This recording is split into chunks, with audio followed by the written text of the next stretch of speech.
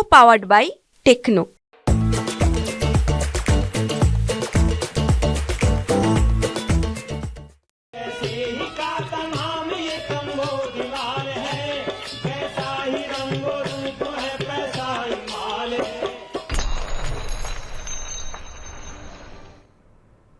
नमस्कार, मनी 9 की खास पेशकश मनी सेंट्रल में आपका स्वागत है। मैं हूं आपकी होस्ट प्रियंका संभव। आपकी जेब से लेकर देश की अर्थव्यवस्था पर असर डालने वाले खबरों का हम विश्लेषण लेकर आते हैं और उस पर बातचीत करने के लिए मेरे साथ हैं वरिष्ठ आर्थिक पत्रकार पवन कुमार जी। पवन जी, स्वागत है आपका। Welcome to money 9 once again. जी नमस्कार। नमस्कार। पवन सर से बहुत सारी खबरों पर हम बातचीत करना चाहते हैं और आप अगर उनके विश्लेषण सुनना चाहते हैं तो बने रहिए। लेकिन सबसे पहले आपको बताते हैं किन खबरों पर रहेगा हमारा फोकस। स्टील को लेकर के है जबरदस्त हलचल। सस्ते इंपोर्टेड स्टील की वजह से घरेलू मार्केट में स्टील की कीमतें 4 साल के निचले स्तर पर पहुंच गई है। इस पर होगी बात। अगली खबर भारत सरकार की उस तैयारी को लेकर जिसमें यूरोपियन यूनियन की तरफ से लगाए जाने वाले टैक्स के बदले जवाबी कार्रवाई की जाएगी। बासमती को लेकर यूरोप में पाकिस्तान के बासमती चावल को झटका लग सकता है। और अगली खबर जिस पर हम बात करेंगे वो होगी भारत के डेयरी सेक्टर और मुक्त व्यापार समझौतों से जुड़ी हुई। इसको लेकर कॉमर्स मिनिस्टर पीयूष गोयल का एक बड़ा बयान आया है, इसे समझने की कोशिश करेंगे। बॉम्बे हाई कोर्ट के टीडीएस को लेकर एक फैसले पर होगी चर्चा और अंत में देश में बढ़ते गैर कानूनी रिटेल कारोबार पर आई फिक्की की एक रिपोर्ट क्या कह रही है, इसे हम आप तक लेकर आएंगे। लेकिन सबसे पहले बात स्टील की। सस्ते इंपोर्टेड स्टील की बढ़ती सप्लाई को देखते हुए स्टील उत्पादन करने वाली घरेलू कंपनियों ने अपने प्रोडक्ट्स की कीमतों में कटौती बढ़ाई है, जिस वजह से स्टील का भाव 4 साल के निचले स्तर पर पहुंच गया है। Benchmark hot rolled call steel का भाव घटकर 47,100 रुपए प्रति टन पर आ गया है, जो 4 साल का निचला स्तर है। हालांकि इस कटौती के बावजूद इंपोर्टेड स्टील अब भी सस्ता है। चीन से इंपोर्ट हो रहे हॉट रोल्ड कॉल स्टील का भाव अभी भी 46,884 रुपए पर है और कोरिया से इंपोर्ट हो रहे स्टील का भाव भी 46,000 रुपए के ही प्रति क्विंटल के रेंज पर है। तो सस्ते इंपोर्ट की वजह से स्टील सस्ता होते हुए नजर आ रहा है। इसी पर पवन सर का पहला रिएक्शन लेंगे। पवन सर, इससे तो कंज्यूमर को तो फायदा हो रहा है, लेकिन जो स्टील इंडस्ट्री है उसके लिए दिक्कतें यहां पर बढ़ती हुई। प्रियंका, जो देखिए ये क्या है, ये शॉर्ट टर्म मेजर्स हैं। कंपनी बढ़ा देंगी, घटा देंगी। फिलहाल कंपनी ने घटा दिया। देखिए, जिस एचआरसी की बात आप कर रहे हैं, ये जो टोटल कंपनी के सेल्स हैं उसमें करीब 25 से 30% इस वाले स्टील यूनिट्स का, इस वाले स्टील आइटम्स का कंट्रीब्यूशन है। अब जैसा कि आपने कहा अपने व्यूअर्स को कि स्टील की कीमतें जो है अपने 4 साल के सबसे लोएस्ट पॉइंट पे है। इसके नुकसान क्या क्या हैं, पहले ये देख लीजिए कि कंपनी को, जो यहाँ की कंपनी है जिसमें सरकार की अपनी सबसे बड़ी कंपनी है, जिसमें स्टील अथॉरिटी है, उसके अलावा जिंदल स्टील है, उसके अलावा दुनिया भर की और कंपनियां हैं जो अपने प्रोडक्ट्स बाजार में उतार रही हैं। और चीन से, और चीन के अलावा जो दूसरे और देशों से जो सस्ते स्टील का जो आयात है उसको काउंटर करने के लिए अभी उनके पास दाम घटाने का एक सस्ता और सुलभ सा तरीका सूझा है। लेकिन क्या ये लॉन्ग टर्म मेजर्स के तौर पे इसका लगातार इस्तेमाल कर सकते हैं क्या, तो उसका आंसर आपको मिलेगा शायद नहीं। सस्ते प्रोडक्ट से बाजार में, देखिए यहाँ पे प्रोडक्शन कॉस्ट ज्यादा है, सस्ता कर दिया आपने, काउंटर कर सकते हैं 3 महीने, 4 महीने, 2 क्वार्टर तक कर सकते हैं। फाइनली कंपनी के फाइनेंशियल्स पे इसका दबाव होगा। कंपनियों को बैंक से ज्यादा पैसे लेने पड़ जाएंगे क्योंकि कंपनी के फाइनेंशियल्स पे दबाव होगा, अर्निंग घट जाएगी, इनकम घट जाएगा। तो ये लंबे तौर पे आप इसका इस्तेमाल नहीं कर सकते। अभी कंपनियों ने किया है इस बात को देखते हुए कि क्या पता, मेरा ऐसा अंदेशा है कि गवर्नमेंट इस पे अगले कुछ हफ्ते में, मेरे ख्याल से 6-7 हफ्ते के अंदर अंदर ड्यूटी बढ़ाने पे बात कर सकती है। लेकिन इन कंपनियों को ऐसा लगता है कि तब तक शायद इस मेजर से जहां तक हो सके हम अपना एक मार्केट में एफिशिएंसी कायम कर सकते हैं स्टील के दाम कम करके। तो इसको लंबे समय तक नहीं चला सकते। अल्टीमेटली आपको, यानी भारत सरकार को बढ़ाना ही पड़ेगा, उसको बैलेंस करना पड़ेगा ड्यूटी बढ़ा करके। इस सस्ते दाम पे स्टील कंपनियों के लिए लंबे टाइम पे सस्टेन करना मुश्किल होगा। ओके, सो ये प्राइस कट जो है उनके लिए एक सस्टेनेबिलिटी को लेकर के जो है कई चुनौतियां खड़े कर सकता है और इसीलिए इसमें सरकार को आना ही पड़ेगा, आज नहीं तो कल। तो ये एक डेवलपिंग खबर है, इस पर हम आगे भी मनी सेंट्रल में बातचीत करते रहेंगे। अब अगली खबर आपके लिए लेकर आते हैं। केंद्र सरकार यूरोपियन यूनियन से इंपोर्ट होने वाले उन प्रोडक्ट्स की लिस्ट तैयार कर रही है जिन पर भारत अधिक इंपोर्ट ड्यूटी लगा सकता है। यूरोपियन यूनियन की तरफ से भारत से स्टील इंपोर्ट पर ज्यादा ड्यूटी लगाए जाने के जवाब में वहां से इंपोर्ट होने वाले प्रोडक्ट्स पर ड्यूटी बढ़ाने की तैयारी चल रही है। यूरोपियन यूनियन की तरफ से भविष्य में कार्बन टैक्स लगाए जाने की भी योजना है, जिस वजह से उन देशों से इंपोर्ट होने वाले प्रोडक्ट्स पर ज्यादा टैक्स लगाया जाएगा जहां पर प्रोडक्ट तैयार करने में ग्रीन एनर्जी का इस्तेमाल नहीं हुआ होगा। भारत की तरफ से यूरोपियन यूनियन से कार्बन टैक्स के नियमों में कुछ छूट मांगी गई है, लेकिन यूरोपियन यूनियन ने छूट नहीं दी है। अब भारत की तरफ से जवाबी कार्रवाई के तौर पर यूरोपियन यूनियन के प्रोडक्ट्स पर टैक्स लगाने की तैयारी चल रही है। तो यहाँ मेरे साथ पवन सर बने हुए हैं जो खुद यूरोप में बैठे हुए हैं। तो कार्बन टैक्स के मुद्दे पर यूरोप को किस तरह से जवाब दे सकता है भारत, आपको क्या लग रहा है? प्रियंका, ये निगोशिएशन जहां तक मुझे याद है पिछले फरवरी से शुरू हुआ। अभी WTO में भारत सरकार ने पूरी क्लैरिटी के साथ कह दिया कि जिस तरह से एक भारत के स्टील प्रोडक्ट्स पे यूरोपियन यूनियन के जो उन्होंने कोई लिहाज नहीं किया ड्यूटी लगाने में, तो लिहाजा भारत सरकार के पास भी उनके डिफरेंट जो प्रोडक्ट्स हैं उस पे ड्यूटी बढ़ाने में भारत सरकार की तरफ से कोई कोताही नहीं की जाएगी।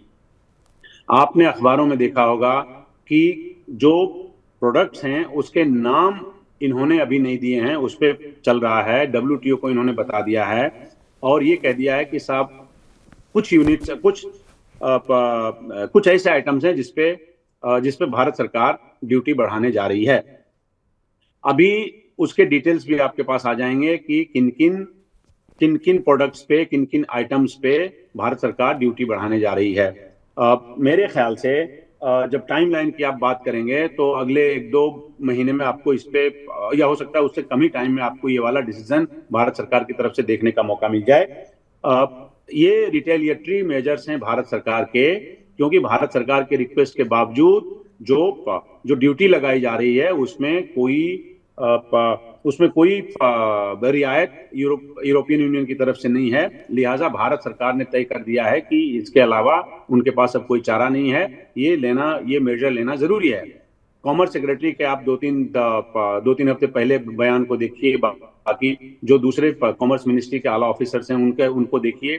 कुछ लोग नाम पे जिनके नाम अखबार में छपे हैं, कुछ ऐसे ऑफिशियल जिनके नाम अखबार में नहीं छपे हैं, लेकिन कुल मिलाकर भारत सरकार ने ये लगभग क्लियर कर दिया है कि इस पे अब हमारे पास कोई दूसरा चारा नहीं है, हम अब जल्द ही इस पे मेजर्स लेंगे। ओके, सो जवाबी तैयारी जो है, जवाबी हमले की तैयारी शुरू हो चुकी है। यूरोपियन यूनियन कमीशन की तरफ से पाकिस्तान के बासमती चावल को GI टैग मिलने की संभावना लगभग खत्म हो गई है। इस साल की शुरुआत में पाकिस्तान की तरफ से वहां उगने वाले बासमती चावल के लिए यूरोपियन यूनियन में GI टैग के लिए आवेदन किया गया था, लेकिन इटली ने पाकिस्तान के आवेदन का विरोध किया है, जिस वजह से पाकिस्तान को ये टैग मिलने की संभावना अब घट गई है। इसका फायदा भारत के बासमती एक्सपोर्ट को मिल सकता है। दुनिया भर में बासमती का निर्यात सिर्फ भारत और पाकिस्तान से ही होता है। तो राइस प्रोड्यूसिंग और राइस ईटिंग कंट्री हैं हम, और मुझे लगता है बासमती के एक्सपोर्ट के फ्रंट पर ये एक अच्छी खबर है। पवन सर,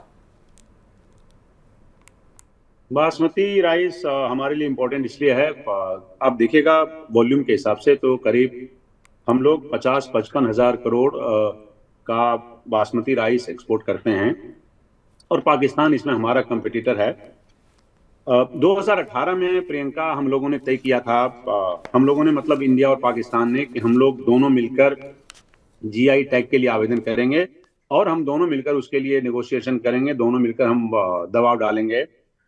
लेकिन उसके बाद आपने देखा कि 2018 के बाद जो भारत और पाकिस्तान के रिश्तों में जो खटास आई, जो रिश्ते बिगड़ गए, तो फिर ये हुआ कि साहब आप अलग से परस्यू करिए, हम अपने अलग से परस्यू करें, क्योंकि कोई कोऑर्डिनेशन और कॉम्बिनेशन की कोई गुंजाइश नहीं रही। अभी देखिए अलग अलग प्रेशर ग्रुप काम करता है। जैसे थोड़े टाइम बाद पहले आपने देखा होगा कि न्यूजीलैंड ने कहा कि हम भारत को GI टैग देने का विरोध करते हैं बासमती राइस के मामले में। अब पाकिस्तान के केस में इटली ने ये कहा है। हमारे लिए फायदे की बात है कि देखिए ऐसा है कि हम भी उसके लिए कोशिश कर रहे हैं, और अब क्योंकि पाकिस्तान का केस कमजोर हो गया है तो हमारा केस वहां पे मजबूती से, देखिए 2000 ये अप्रैल, लास्ट अप्रैल, मतलब अप्रैल 2024 की हम बात करते हैं, तब तक ये था कि दोनों की जिम्मेदारी, दोनों की बराबर बराबर का हकरार हो रहा था उस प्लेटफॉर्म पे जहां पे जीआई टैग के लिए डिस्कशन हो रहा था। लेकिन उसके बाद पाकिस्तान का केस कमजोर हुआ है।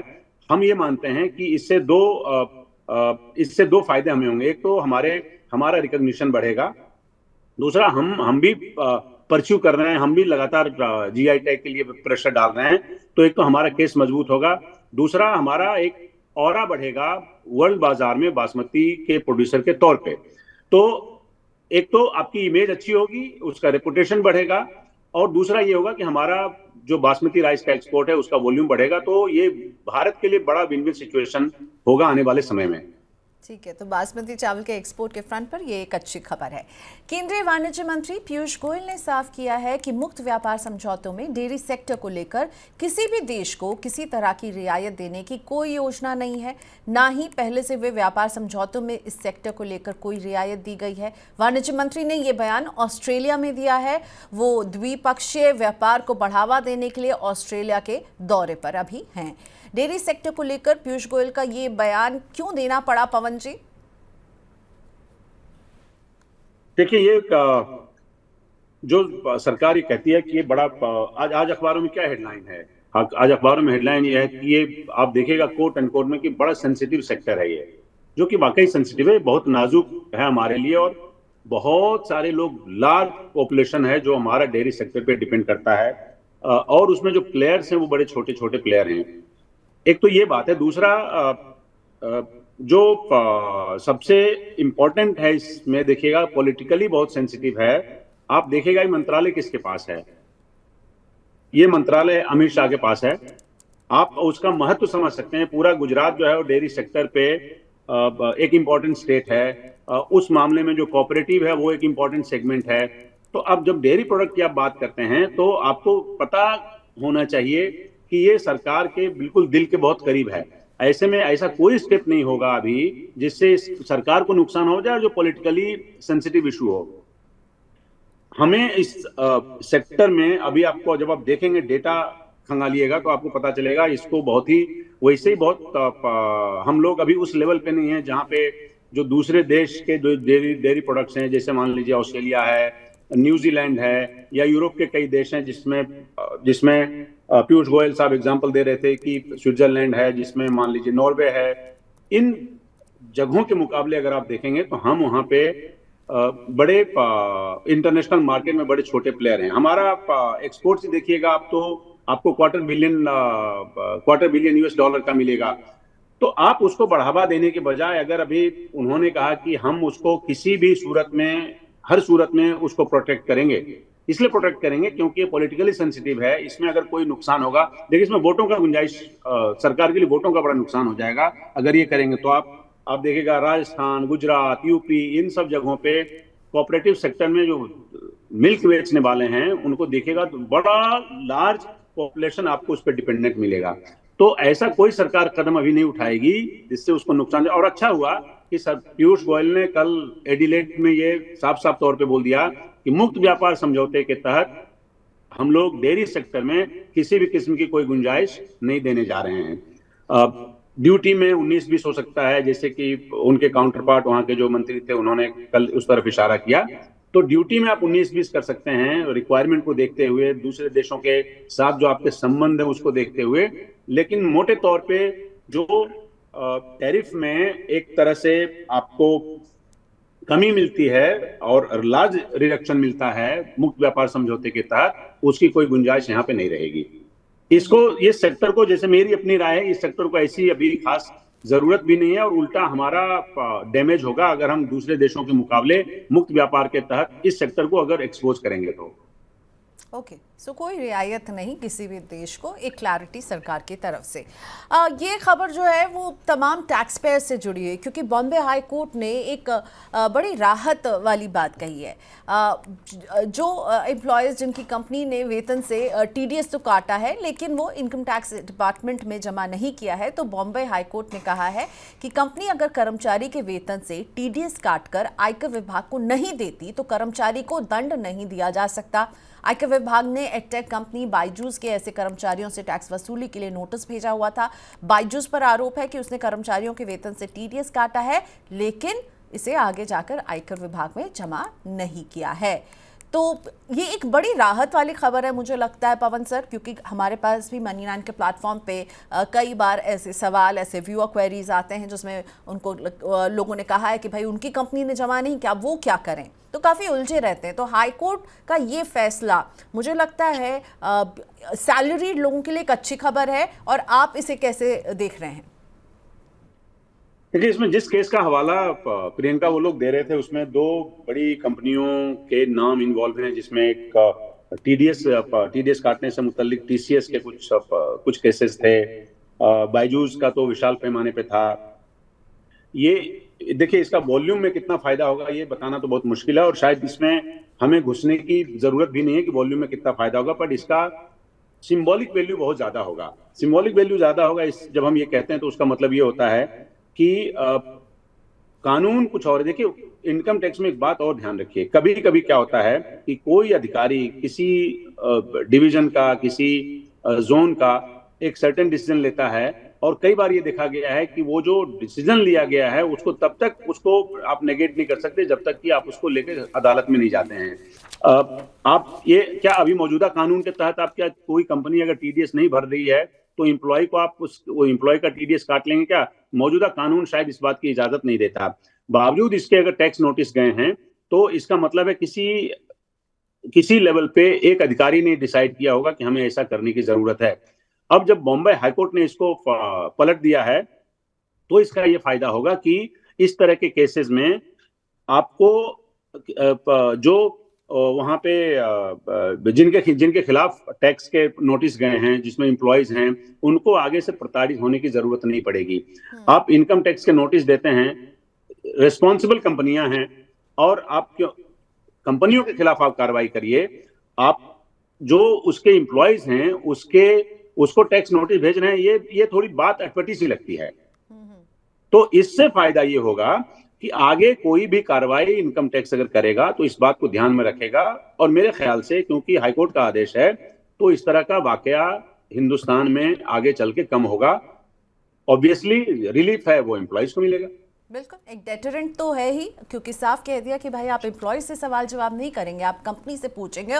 और कंपनी भी ऐसी नहीं है, नामी कंपनी है जिसके आप बड़े बड़े पोस्टर्स और आप बड़ी बड़ी फंडिंग भी देख चुके हैं, तो फिर कंपनी दे जवाब ना, एम्प्लॉय क्यों देगा जवाब, टीडीएस कहाँ गया। आगे बढ़ते हैं। देश में 5 प्रमुख मैन्युफैक्चर्ड प्रोडक्ट्स का गैरकानूनी बाजार करीब 8 लाख करोड़ रुपए का हो गया है। उद्योग संगठन फिक्की ने अपनी रिपोर्ट में ये जानकारी दी है। रिपोर्ट के मुताबिक फाइनेंशियल ईयर 2022-23 के दौरान टेक्सटाइल और रेडीमेड कपड़ों का गैरकानूनी बाजार 4 लाख करोड़ रुपए का दर्ज किया गया है। इसके अलावा पैक्ड फूड का गैरकानूनी कारोबार जो है वो करीब 2.25 लाख करोड़ रुपए का दर्ज किया गया है।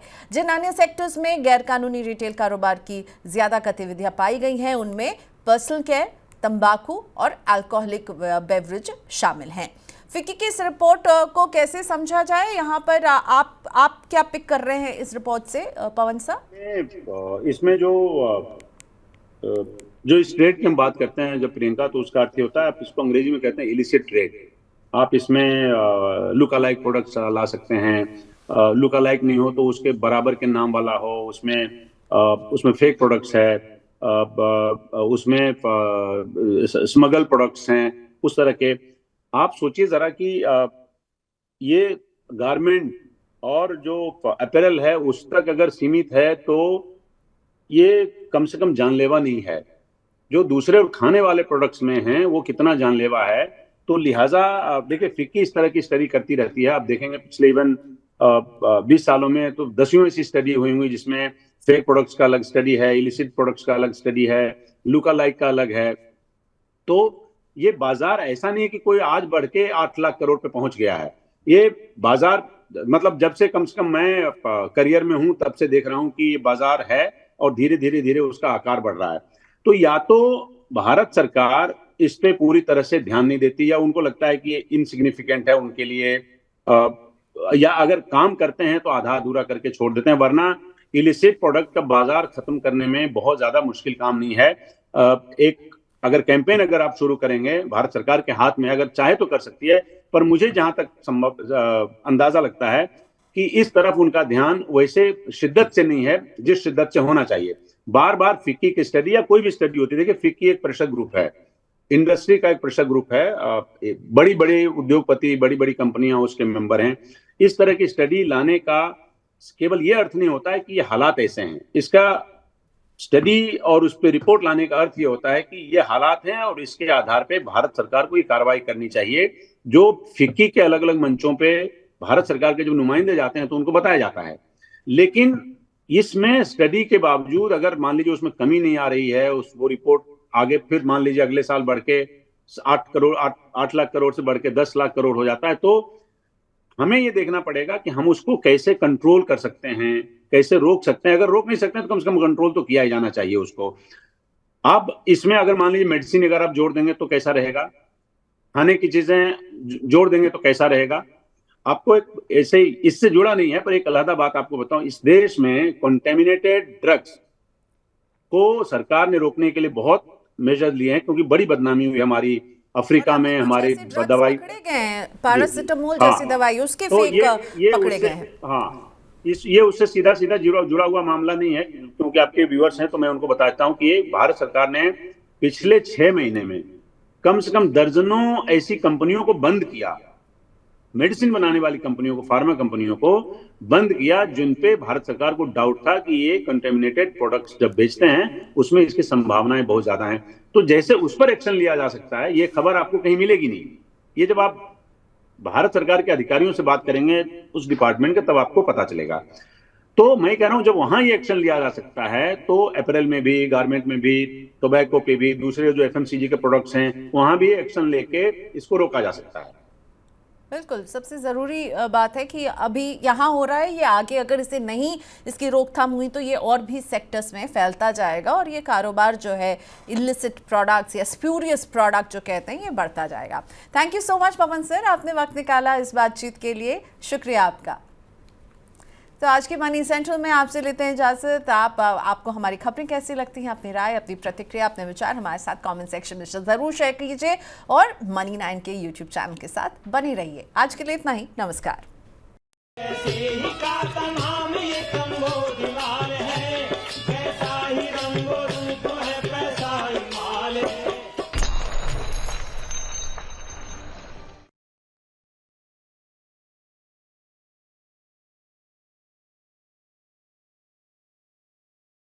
को पावर्ड बाय टेक्नो।